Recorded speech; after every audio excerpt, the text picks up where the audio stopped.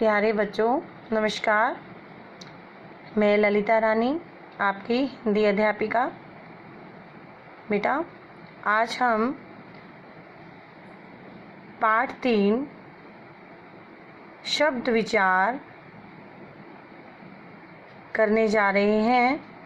तो बेटा सबसे पहले आप अपनी पुस्तक का पेज नंबर 20 ओपन कर लीजिए और एक पेंसिल ले लीजिए और जितने भी महत्वपूर्ण शब्द हैं या लाइंस हैं उनको आप अंडरलाइन करेंगे।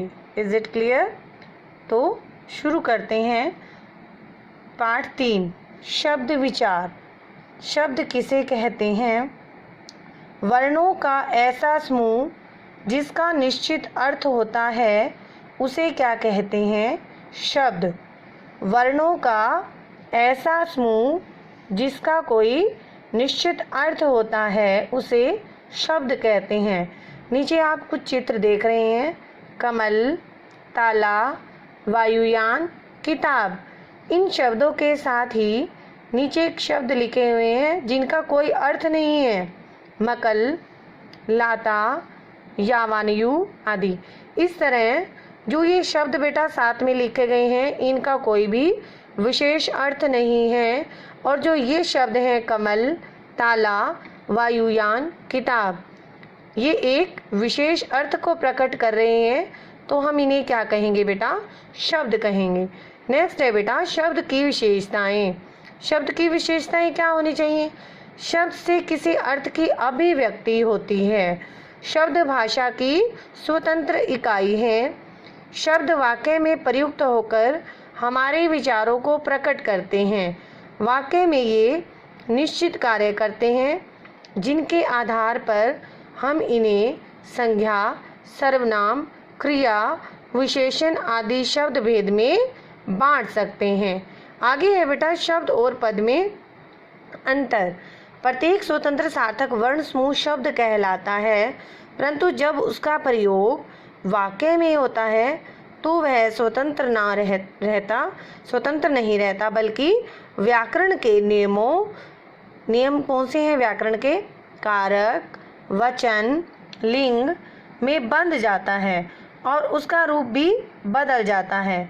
तब वह क्या बन जाता है? शब्द नहीं रहकर पद बन जाता है। जैसे लड़की, कविता, सुनाना। अब बेटा जो ये तीनों शब्द हैं ये अलग अलग दिए गए हैं, इनका कोई वाक्य नहीं है, लेकिन यदि इन्हें उचित रूप से लिखा जाए जैसे लड़कियों ने कविता सुनाई, तो ये क्या है बेटा? ये व्याकरण के नियम के अनुसार इसका रूप जो है वो बदल गया है। यहाँ पर 3 शब्द हैं अलग अलग, लड़की, कविता, सुनाना, लेकिन ये वाक्य में प्रयुक्त होने पर जो ये शब्द हैं ये क्या बन गए हैं? पद बन गए हैं। इसलिए इनका जो रूप है वो बदल गया है। तो आपने बेटा ये बात याद रखनी है, शब्दकोश में शब्द होते हैं, पद नहीं। Is it clear? आगे है बेटा शब्द के भेद या शब्दों का वर्गीकरण। शब्द के भेद। भाषा विभिन्न स्रोतों से अपना भंडार करती है। इसके लिए कुछ शब्द वह स्वयं बनाती है तथा कुछ शब्दों विभिन्न शब्दों के मेल अथवा विभिन्न भाषाओं से ग्रहण करती है। ऐसे में जो है भाषा का वर्गीकरण 5 आधार पर किया गया है। सबसे पहले देखिए किस आधार पर किया गया है? वाक्य में प्रयोग के आधार पर शब्द के भेद। नेक्स्ट है रचना या बनावट के आधार पर शब्द के भेद। उत्पत्ति या स्रोत के आधार पर शब्द के भेद। व्याकरणिक प्रकार के आधार पर शब्द के भेद और अर्थ के आधार पर शब्द के भेद। तो शब्दों का जो वर्गीकरण किया गया है वो निम्न इनके आधार पर किया गया है जो ये मैंने आपको अभी बताए हैं। तो सबसे पहले बेटा वाक्य में प्रयोग के आधार पर शब्द के कितने भेद होते हैं? वाक्य में प्रयोग के आधार पर शब्द के 2 भेद हैं। कौन कौन से? सार्थक शब्द और निरर्थक शब्द। तो वाक्य में प्रयोग के आधार पर शब्द के कितने भेद होते हैं? 2 भेद, सार्थक और निरर्थक शब्द।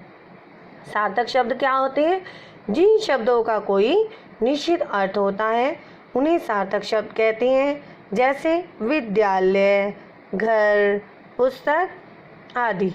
नेक्स्ट है बेटा निरर्थक शब्द। जिन शब्दों का कोई अर्थ नहीं होता है वे क्या कहलाते हैं बेटा? निरर्थक शब्द। तो जिन शब्दों का कोई अर्थ नहीं होता और जिनका कोई अर्थ होता है निश्चित अर्थ, वो क्या होते हैं? सार्थक शब्द। और जिनका कोई अर्थ नहीं होता वो निरर्थक शब्द, जैसे खटखट, वोटी, वाणी, क्यों। किंतु कभी कभी वाक्य में इनका प्रयोग सार्थक शब्दों की तरह किया जाता है और तब ये शब्द कुछ अर्थ जो है प्रकट करने लग जाते हैं, जैसे खटखट मत करो, आवाज़ मत करो, अरे भाई उसे पानी वानी पिला दो। आगे चलते हैं बेटा, रचना या बनावट के आधार पर शब्द के भेद। रचना या बनावट के आधार पर शब्द 3 प्रकार के होते हैं। कौन कौन से हैं बेटा? रूढ़ शब्द, यौगिक शब्द और योग रूढ़ शब्द। क्लियर बेटा? रूढ़ शब्द क्या होते हैं? जो शब्द हिंदी भाषा में विशेष अर्थ के साथ परंपरा से प्रयुक्त होते हुए आ रहे हों और जिनके टुकड़े करने पर उनका कोई अर्थ ही ना निकलता हो, वे क्या कहलाते हैं बेटा? रूढ़ शब्द। जैसे पेड़। अब पेड़ का यदि हम इनके टुकड़े करते हैं प, ए, ड, तो इसका कोई भी अर्थ नहीं निकलता। इज इट क्लियर बेटा? इसी तरह पुस्तक, करेला, लंगूर, दीवार, ये सभी क्या है बेटा? रूढ़ शब्द हैं। नेक्स्ट है बेटा यौगिक शब्द। 2 या 2 से अधिक शब्दों या शब्दांशों के मेल से बनने वाले शब्दों को यौगिक अर्थात योग से बनने वाले शब्द, 2 या 2 से अधिक शब्दों या शब्दांशों के मेल से बनने वाले शब्दों को यौगिक शब्द कहते हैं। यौगिक शब्दों के खंड किए जा सकते हैं, अर्थात खंड अर्थात बेटा टुकड़े, और प्रत्येक खंड का कोई अर्थ होता है। जैसे नर जमा ईश, नरेश। यहाँ पर नरेश शब्द है, इसके टुकड़े किए गए तो नर ईश। विद्या जमा आलय, विद्यालय। विद्यालय शब्द का यहाँ पर 2 या 2 से अधिक शब्दों से बना है। विद्या जमा आलय, तो यहाँ क्या बन गया शब्द? विद्यालय। पर जमा उपकार, इसी तरह भाव जमा अर्थ, भावार्थ। नेक्स्ट है बेटा योग रूढ़ शब्द। जब जो शब्द 2 या 2 से अधिक शब्दों या शब्दांशों से मिलकर बने हों लेकिन इनका प्रयोग सामान्य अर्थ के लिए न होकर किसी विशेष अर्थ के लिए जब किया जाए तो ये क्या कहलाते हैं बेटा? योग रूढ़ शब्द। जैसे पंकज, दशानन, पीताम्बर आदि। तो यहाँ पर बेटा आप देखिए पंकज। पंकज क्या है? पंख जमा ज, अर्थात पंख यानी कीचड़ में पैदा होने वाला, और पंकज का अर्थ हुआ कमल।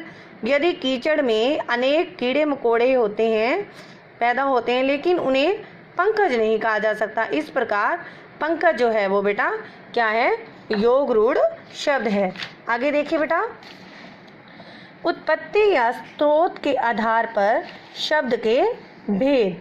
उत्पत्ति या स्रोत के आधार पर शब्द के 4 भेद होते हैं। कौन कौन से? तत्सम शब्द, तद्भव शब्द, देशज शब्द और विदेशी शब्द। इज इट क्लियर बेटा? तत्सम शब्द क्या होते हैं और तद्भव? संस्कृत के जो शब्द उसी रूप में हिंदी भाषा में प्रयोग लाए जाते हैं वे क्या कहलाते हैं बेटा? तत्सम शब्द। जैसे पर्वत, जल, अग्नि, वानर, भूमि आदि। तो आगे है बेटा तद्भव शब्द। तद्भव क्या होते हैं? तद्भव शब्द का अर्थ है उससे उत्पन्न, अर्थात जो शब्द संस्कृत के मूल शब्दों से कुछ बिगड़कर हिंदी में प्रयुक्त होते हैं उन्हें क्या कहते हैं बेटा? तद्भव शब्द। जैसे पहाड़, मोर, आग, बंदर, दूध। तो ये जो शब्द हैं बेटा, यहाँ देखिए पर्वत, और ये हिंदी में परिवर्तित हो गए। संस्कृत का जो मूल रूप था उनसे कुछ बिगड़ कर यहाँ पर्वत है और यहाँ क्या बन गया? पहाड़। इसी तरह बेटा अग्नि का आग, वानर का बंदर। इज इट क्लियर बेटा? तो ये नीचे कुछ तत्सम और तद्भव शब्द दिए गए हैं, इन्हें आप अच्छे से पढ़ लीजिए। नेक्स्ट है बेटा देशज शब्द और विदेशज। नाम से स्पष्ट होता है देशज। जो शब्द स्थानीय या क्षेत्रीय प्रभाव के कारण या आवश्यकता अनुसार हिंदी में आ गए हैं वे शब्द क्या कहलाते हैं? देशज शब्द। जैसे मटका, तोन, झुग्गी, खिचड़ी, खिड़की आदि। इज इट क्लियर बेटा? तो जो शब्द स्थानीय, किसी स्थान में हम रहते हैं किसी क्षेत्र में हम रहते हैं तो उसका वहाँ की जो भाषा है उसका प्रभाव पड़ता ही पड़ता है। Is it clear? तो जो शब्द स्थानीय या क्षेत्रीय प्रभाव के कारण या आवश्यकता अनुसार हिंदी में आए हैं वे देशी शब्द होते हैं। आगे बेटा विदेशी शब्द। भारत में समय समय पर अनेक जातियां आई और जो अपने साथ अपनी अपनी भाषाएं भी लाई। तो विदेशी जातियों के प्रभाव से हिंदी शब्द भंडार में अनेक विदेशी भाषाओं के शब्द विद्यमान हैं और जिनका प्रयोग अभी भी किया जाता है, वो भी बिना रोक टोक के। तो विदेशी जातियों के संपर्क में आने के कारण उनकी भाषा के जो शब्द हिंदी में अपने मूल रूप में प्रयुक्त होने लगे वे क्या कहे जाते हैं बेटा? विदेशी शब्द। जैसे डॉक्टर, स्टेशन, कानून, जहाज, चाय। बेटा ये सारे जो हैं ये विदेशी शब्दों के अंतर्गत आते हैं। अरबी शब्द, फारसी भाषा के शब्द, अंग्रेजी भाषा के शब्द, फ्रांसीसी भाषा के शब्द, पुर्तगाली भाषा के, ये जो शब्द दिए गए हैं बेटा ये आप देख सकते हैं ये सारे विदेशी शब्द हैं। नेक्स्ट है बेटा व्याकरणिक प्रकार के आधार पर शब्द के भेद। व्याकरणिक प्रकार अर्थात व्याकरण के अनुसार प्रयोग के आधार पर कितने हैं शब्द? 2 प्रकार के। कौन कौन से? विकारी और अविकारी। तो विकारी शब्द क्या होते हैं बेटा? जो शब्द लिंग, वचन, कारक, काल के प्रभाव से अपना रूप बदल देते हैं वे क्या कहलाते हैं? विकारी शब्द। और विकारी शब्द भी बेटा 4 प्रकार के होते हैं। संज्ञा, सर्वनाम, विशेषण, क्रिया। बस आपने ये बात ध्यान रखनी है कि इनका जो रूप है वो परिवर्तित हो जाता है। Is it clear? तो आगे है बेटा अविकारी शब्द। यहाँ पर था विकारी शब्द, जो शब्द लिंग, वचन, कारक, काल के प्रभाव से अपना रूप बदल लेते हैं अर्थात इनके रूप में इनके परिवर्तित हो जाता है इनका रूप, और अविकारी शब्दों का रूप नहीं बदलता। इसलिए अर्थात लिंग, वचन, कारक, काल आदि की दृष्टि से उनमें कोई परिवर्तन नहीं आता। वे क्या कहलाते हैं बेटा? अविकारी शब्द। तो कौन कौन से होते हैं अविकारी शब्द? क्रिया विशेषण, संबंध बोधक, समुच्चय बोधक, विस्मयादि बोधक, ये सभी क्या हैं बेटा? अविकारी शब्द हैं। Is it clear? नेक्स्ट है बेटा अर्थ के आधार पर शब्द के भेद। अर्थ के आधार पर शब्द जो हैं वो 6 प्रकार के होते हैं। पर्यायवाची शब्द, विलोम शब्द, अनेकार्थी शब्द, वाक्यांश के लिए एक शब्द और एकार्थी शब्द, श्रुति सम भिन्नार्थक शब्द। क्लियर बेटा? तो सबसे पहले जो पर्यायवाची शब्द है वो क्या होते हैं? इसी बेटा हम समानार्थी शब्द भी कहते हैं। तो ऐसे शब्द जिनके अर्थ समान होते हैं वे क्या कहलाते हैं? पर्यायवाची शब्द। जैसे कमल का पंकज, वारी, जलज, हाथ का हस्त, कर, पानी आदि। विलोम शब्द अर्थात विपरीतार्थक शब्द। ऐसे शब्द जो एक दूसरे का विपरीत अर्थ, विपरीत क्या होता है बेटा? उल्टा अर्थ बताते हैं। जैसे पाप, पुण्य, सुगंध, दुर्गंध। इज इट क्लियर बेटा? उठना, बैठना। इसी प्रकार बेटा आगे है अनेकार्थी शब्द। अनेकार्थी शब्द ऐसे शब्द जिनके एक से अधिक अनेक अर्थी अर्थात अनेक अर्थ, जिनके एक से अधिक अर्थ होते हैं वे क्या कहलाते हैं? अनेकार्थी शब्द। जैसे अंबर, आकाश, बस एक सुगंधित द्रव्य। Is it clear? नेक्स्ट है बेटा वाक्यांश के लिए एक शब्द। तो अनेक शब्दों के लिए आने वाले एक शब्द को क्या कहते हैं? वाक्यांश के लिए एक शब्द। बेटा इसमें जो है कम से कम शब्दों में हम अपनी बात प्रकट कर सकते हैं। जैसे देखिए रचना करने वाला रचयिता, भाषण देने वाला वक्ता। तो यहाँ पर इतनी ये अनेक शब्दों का स्थान केवल एक ही शब्द ने ले लिया। तो ये क्या कहलाते हैं बेटा? वाक्यांश के लिए एक शब्द। नेक्स्ट है बेटा एकार्थी शब्द। जिन शब्दों का केवल एक ही अर्थ होता है वे क्या कहलाते हैं? एकार्थी शब्द। Is it clear? तो आगे देखिए क्या होते हैं? अनुकूल, अनुसार, अवस्था, जीवन का एक भाग आदि। नेक्स्ट है बेटा श्रुति सम भिन्नार्थक शब्द। श्रुति क्या होता है बेटा? सुनना। सम जो शब्द जो है सुनने में एक समान लगते हैं। तो जिन शब्दों का उच्चारण लगभग समान हो लेकिन उनका जो अर्थ है श्रुति सम भिन्नार्थक अर्थात भिन्न अर्थात अलग अर्थ। तो जिन शब्दों का उच्चारण लगभग समान हो लेकिन अर्थ भिन्न भिन्न हो वे क्या कहलाते हैं बेटा? श्रुति सम भिन्नार्थक शब्द। जैसे आदि, शुरू। और ये आदि देखिए यहाँ पर एक मात्रा का फर्क है। आदि यहाँ द को छोटी की मात्रा है, यहाँ पर आदि अभ्यस्त, एक किसी चीज का आदि हो जाना, अभ्यस्त हो जाना। इज इट क्लियर बेटा? तो बेटा आप इसकी एक्सरसाइज फाइंड आउट करेंगे और जो ये प्रश्न है इन प्रश्नों के उत्तर भी आप इसी पार्ट से फाइंड आउट करके अपनी उत्तर पुस्तिका में सुंदर लेखनी में लिखेंगे। ओके बेटा, थैंक यू।